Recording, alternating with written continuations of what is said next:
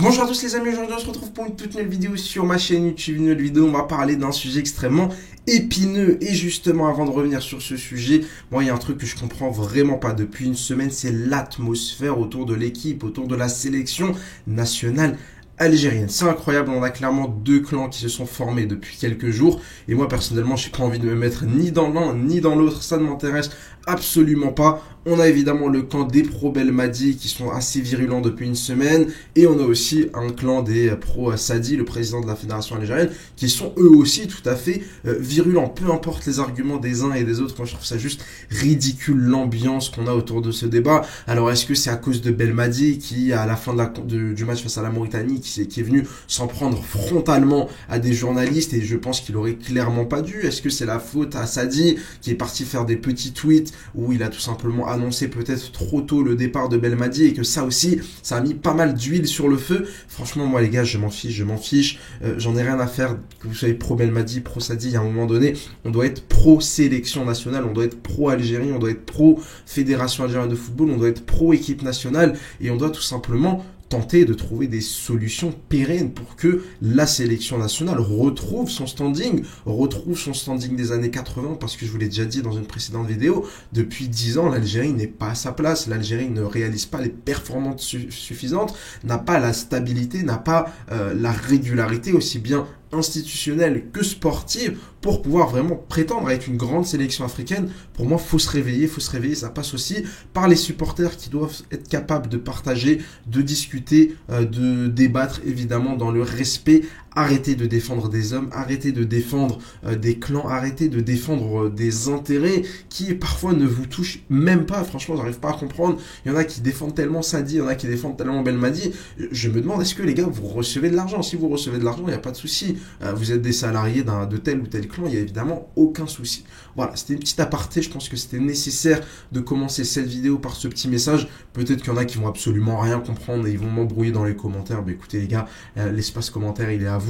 Je supprimerai les commentaires trop irrespectueux. Je laisserai les commentaires désobligeants pour le référencement et tout le monde sera content. On est parti aujourd'hui, vous l'avez vu dans le titre, vous l'avez vu dans la miniature, pour parler du possible retour, j'ai envie de vous dire, je ne sais pas si c'est un retour, parce qu'en fait il n'est pas parti, du possible maintien de Djamel Belmadi à la tête de la sélection nationale, à la tête du football algérien, à la tête de l'équipe nationale algérienne, plutôt c'est un peu mieux, dans cet ordre-là. Que dire franchement de cette information complètement folle?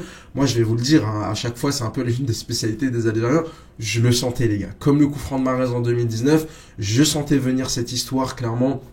Belmadi qui après l'humiliation, faut le dire, hein, face à la Mauritanie, n'a pas daigné démissionner directement. Moi j'étais très surpris, je pensais vraiment que Belmadi, dès la conférence de presse, pour faire entre guillemets plaisir aux journalistes qui luttent contre lui, allait tout simplement démissionner, voilà, qu'il allait démissionner, dire que voilà, son aventure à la tête de la sélection algérienne après 3 échecs consécutifs allait tout simplement se terminer à la suite de cette piteuse défaite face à la Mauritanie.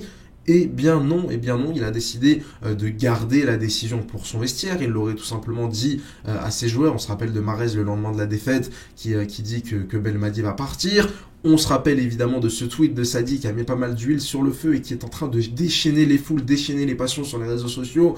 C'est quand même assez incroyable, hein, je vais pas me répéter. On se rappelle du coup de ce tweet de Sadi qui a annoncé un accord entre la fédération et le coach Belmadi pour tout simplement rompre son contrat. Alors évidemment dans les jours suivants c'est devenu complètement ridicule, on a parlé d'argent, Belmadi qui veut ses 2 années de contrat, Sadi qui veut lui donner que 2 mois, alors comment ça se passe, 200 000 euros par mois, 200 000, 6 millions, 12 millions, on n'a rien compris, c'est devenu complètement ridicule. Là clairement on a perdu une semaine à blablater, une semaine de rumeurs où avec tout le respect que j'ai pour tous les journalistes, ils avaient tous des infos moins fiables les uns que les autres. Il y en a un qui a annoncé le départ de Belmadi, l'autre maintenant qui nous annonce que Belmadi va rester. Enfin bref, et encore une fois, je ne leur lance pas la pierre, hein, ça prouve vraiment que la situation c'est du grand n'importe quoi. Voilà, selon tes sources, tu vas entendre ça, mais en fait, 1 heure après, ça va être l'inverse, c'est du grand n'importe quoi. Alors, qu'est-ce qu'on en pense, moi? Qu'est-ce que j'en pense du possible maintien de Belmadi?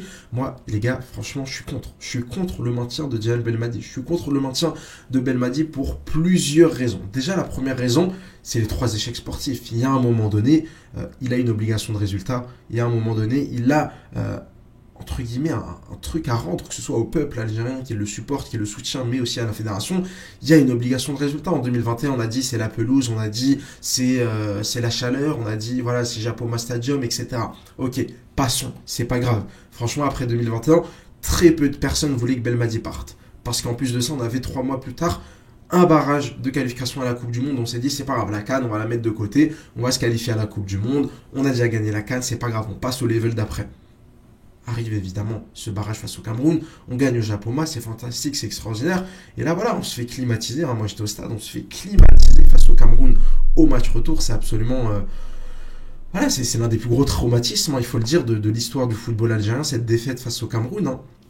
Et clairement, j'arrive pas à comprendre comment est-ce que après le Cameroun il a fait pour ne pas partir déjà. Pour moi, dès le match face au Cameroun, il aurait dû démissionner. On l'a vu complètement abattu, le mec qui s'effondre par terre émotionnellement. Djel Belmadi, voilà, c'est la fédération algérienne de football et le foot algérien lui font beaucoup de mal. Alors j'imagine qu'il prend quand même beaucoup de plaisir à être sélectionneur, mais on l'a vu, les 2 derniers échecs ça a été très dur. Et puis que dire du troisième? Là franchement, 1, 2, 3, c'est pas possible. Là, je suis désolé, les gars, c'est pas possible. On dit pas que Belmadi est un mauvais entraîneur, on dit pas que c'est un mauvais sélectionneur, mais les gars, on l'a vu, les mêmes erreurs, mêmes conséquences qui s'est passé en 2021, on l'a reproduit en 2023. On a remis les cadres, on les a confortés dans leur confort. On n'a pas été capable de faire la moindre révolution tactique, on n'a pas été capable d'intégrer le moindre joueur. Voilà, pareil, Taït Nouri qui s'est un peu imposé ces derniers mois, à part peut-être, je sais pas, au milieu de terrain, Shaibi qui s'est aussi imposé. Globalement, l'équipe de 2019, de 2021 ressemble énormément à celle de 2023. On n'a pas été capable, voilà, d'apporter un nouveau souffle à cette sélection algérienne. Et malheureusement, le discours de Belmadi ne passe plus. Moi, je peux pas y croire. Même si on va me dire que l'Algérie n'a pas fait une si mauvaise canne que ça dans le jeu. Je suis désolé, mais le match contre la Mauritanie, c'est un scandale absolu. C'est un scandale absolu. Allez le re-regarder. C'est un scandale absolu. Les 30 dernières minutes de la Mauritanie, c'est une honte d'avoir une équipe comme ça coupée en deux, d'avoir Zerouki, Tougaï, Mandi qui ont les jambes qui tremblent, d'avoir un milieu de terrain complètement déserté, d'avoir des attaquants qui entrent et qui n'ont pratiquement aucun impact. L'entrée de Mahrez, elle est scandaleuse, l'entrée même de Belhaili, elle est absolument pas intéressante. C'est pas possible, je suis désolé, c'est pas possible. Et il y a un moment donné, les gars, c'est beaucoup plus facile, c'est comme en club, c'est beaucoup plus facile de changer un sélectionneur et son staff plutôt que les 30-35 joueurs qui ont joué ces derniers mois avec la sélection algérienne. C'est tout, voilà, c'est tout. Donc pour moi, Belmadi, pour ces différentes raisons, doit partir de la sélection algérienne de football, doit quitter son poste, doit démissionner. Il doit démissionner. Maintenant, évidemment, voilà, les arguments de ceux qui ont envie de le garder, moi, j'arrive pas trop à comprendre, c'est-à-dire que vous allez lui laisser combien de chances, Belmadi?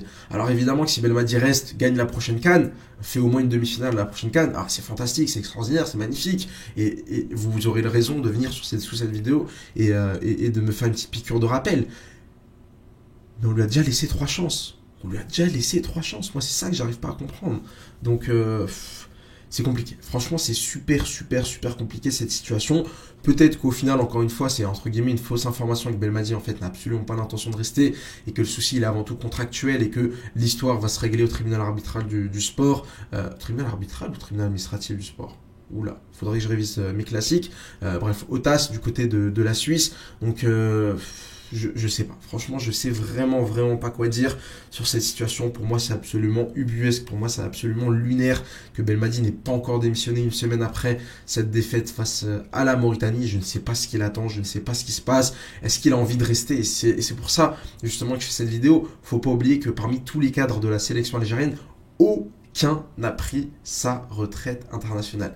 Ni Mahrez, ni Slimani, ni Mandi, ni Ferrouli, ni Mboulhi, ni Mbounedjah, ni Belhaili, tous les cadres de Belmadi, surtout les 5 premiers que j'ai cités, aucun de ces 5-là n'a pris sa retraite internationale, aucun de ces 5-là n'a laissé entendre une éventuelle retraite. Mahrez lui-même avait dit qu'il ne savait pas encore, qu'il allait réfléchir, que c'était dur, mais il n'y a pas de décision prise à chaud parmi ces joueurs-là, tout simplement parce que peut-être qu'il y a un espoir pour eux que Belmadi, leur coach, leur copain, reste à la tête de la sélection algérienne. Il ne faut pas oublier que la prochaine CAN arrive très vite et c'est pour ça, voilà les gars, il faut prendre une décision.